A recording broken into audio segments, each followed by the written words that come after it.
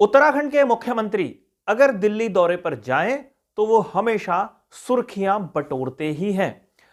अगर मुलाकातें प्रधानमंत्री से हो, गृह मंत्री से हो, राष्ट्रीय अध्यक्ष या महामंत्री संगठन से हो तो वो दौरा राजनीतिक माना जाता है। लेकिन अगर केंद्रीय मंत्रियों से मुलाकात हो तो वो दौरा औपचारिक रूप से सरकारी माना जाता है। मुख्यमंत्री पुष्कर सिंह धामी 2-3 दिन दिल्ली में रहे। 2 केंद्रीय कैबिनेट मंत्रियों से उनकी मुलाकात हुई। एनएसए अजित डोभाल से उनकी मुलाकात हुई। मुलाकातों में क्या हुआ ये आज मैं बताने की कोशिश कर रहा हूं, लेकिन अपने आज के इस प्रकरण पर आगे बढ़ूं उससे पहले मेरा आग्रह, खबर यदि पसंद आए तो इसे लाइक जरूर करें, खबर पर अपनी राय जरूर दें, अपनी टिप्पणी जरूर करें और साथ साथ चैनल पर अगर आप नए हैं तो इसे सब्सक्राइब आप जरूर कर लीजिए।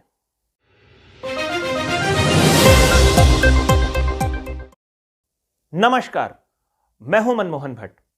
उत्तराखंड एक ऐसा राज्य है जो अपनी जरूरतों को पूरा करने के लिए कई बार केंद्र की तरफ देखता है। उत्तराखंड के मुख्यमंत्री पुष्कर सिंह धामी कुछ बड़े एजेंडे के साथ दिल्ली पहुंचे थे। 2 मुलाकातें बहुत महत्वपूर्ण थी उत्तराखंड के संदर्भ में। मुख्यमंत्री पुष्कर सिंह धामी की मुलाकात हुई आर.के. सिंह से, जो केंद्रीय मंत्री हैं। उत्तराखंड में बिजली संकट हो सकता है। गर्मियां बढ़ते ही बिजली की समस्या पूरे प्रदेश भर में हो सकती है। इसके 2-3 महत्वपूर्ण कारण हैं। पहला कारण सबसे बड़ा तो यह है कि सर्दियों भर बारिश नहीं हुई है और जो झीलें बनती थी, जो बैराज भर जाते थे पानी से लबालब, वो भरे नहीं है और बिजली उत्पादन की जो क्षमता जो केंद्र हैं उनकी कम हो गई है। कम बिजली वो पैदा करेंगे, इस तरीके का अनुमान अभी से लगा लिया गया है। दूसरा कारण, जो बहुत सारी परियोजनाएं केंद्र की हैं, राज्य की हैं या दोनों की मिलकर जो चल रही हैं, उनमें विवाद के कारण कई परियोजनाएं देरी से शुरू हो पाती हैं, कई परियोजनाएं शुरू ही नहीं हो पाती। यह सारी बात मुख्यमंत्री ने केंद्रीय मंत्री के सामने रखी और बताया कि मार्च 2024 तक उत्तराखंड को केंद्र के कोटे से 400 मेगावाट बिजली की आवश्यकता है। मार्च में ही संकट हो जाता, लेकिन मार्च के संकट को केंद्र सरकार ने दूर कर दिया। लेकिन मार्च तक के संकट की समस्या ज्यादा नहीं थी, गर्मियां उसके बाद पड़नी है और गर्मियों में समस्या ना हो इसके लिए मुख्यमंत्री दिल्ली पहुंचे। केंद्रीय मंत्री ने एक आश्वासन मुख्यमंत्री को दिया है। उन्होंने कहा है कि वो एक टीम बना रहे हैं। वो टीम उत्तराखंड में बिजली की जरूरतों को देखेगी, उसका अध्ययन करेगी और उसके बाद केंद्र कोई महत्वपूर्ण फैसला इस बारे में ले सकता है। मुख्यमंत्री ये जानते हैं कि केंद्र सरकार सीधी मदद तभी करती है जब उन्हें ठोस समस्या सामने दिखाई देती है और केंद्र की टीम अगर जरूरतों को देखेगी तो वो परख लेगी कि उत्तराखंड के बिजली विभाग में गड़बड़ियां कहां पर हैं, इन गड़बड़ियों को दुरुस्त कैसे किया जा सकता है और आम जनता को परेशानी ना हो इसके लिए अतिरिक्त बिजली कैसे उपलब्ध कराई जा सकती है। यह एक पॉइंट है। दूसरा महत्वपूर्ण बिंदु यह है कि उत्तराखंड के मुख्यमंत्री ने डॉक्टर महेंद्र नाथ पांडे से भी मुलाकात की है, जो भारी उद्योग मंत्री हैं। औपचारिक मुलाकात में यह अनुरोध किया गया है कि केंद्र सरकार का भारी उद्योग मंत्रालय उत्तराखंड में निवेश की संभावनाएं तलाशे, कुछ बड़े उद्योग उत्तराखंड में आकर तैयार हो ताकि उत्तराखंड के लोगों को भी रोजगार मिले और उत्तराखंड की अर्थव्यवस्था में कुछ जान फूंकी जा सके। इस समय इलेक्ट्रिकल व्हीकल्स का जमाना है, जो चार्ज किया जाता है बैटरी और उसके बाद वो जो गाड़ी है वो चलने लगती है। गाड़ी का निर्माण भी और बैटरीज का निर्माण भी, इसकी मांग केंद्र से की गई है, राज्य सरकार की तरफ से, कि अगर इस तरीके का उद्योग उत्तराखंड में लगता है तो एक नई क्रांति उत्तराखंड में हो सकती है। इस बीच एक महत्वपूर्ण बात हुई जिसकी चर्चा शायद बहुत ज्यादा नहीं हुई। उत्तराखंड में 2022 में जब चारधाम यात्रा चली तो वो बम्पर तरीके से चल रही थी। अर्थव्यवस्था में उस यात्रा का एक महत्वपूर्ण योगदान है, लेकिन एक बात सबकी नजरों में थी कि 250 से ज्यादा तीर्थ यात्रियों की मौत चारधाम यात्रा के दौरान हुई और यह चिंता सिर्फ उत्तराखंड की नहीं थी, इस चिंता में पूरा देश शामिल था, क्योंकि पूरे देश भर के तीर्थयात्री भगवान बद्री विशाल और केदारनाथ धाम के दर्शनों के लिए आते हैं, गंगोत्री यमुनोत्री के दर्शनों के लिए आते हैं, हेमकुंट साहिब के दर्शनों के लिए भी आते हैं और इसके अलावा भी कई और यात्राओं करने के लिए वो पहुंचते हैं।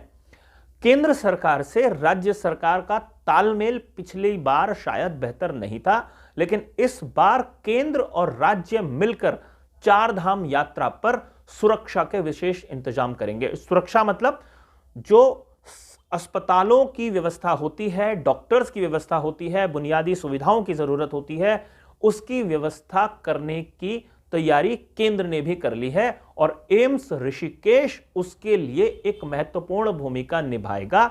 एम्स ऋषिकेश के कई काबिल डॉक्टर्स हैं जिनके साथ राज्य का स्वास्थ्य विभाग संपर्क में है और आने वाले समय में ये पूरी तैयारी करेंगे कि जो भी तीर्थयात्री उत्तराखंड में आए उसके स्वास्थ्य का परीक्षण हो, खासतौर पर थोड़ा ज्यादा उम्र के लोगों का, और उन्हें कोई तकलीफ यात्रा में ना हो और तकलीफ अगर होती है तो उनकी जान बचाई जा सके।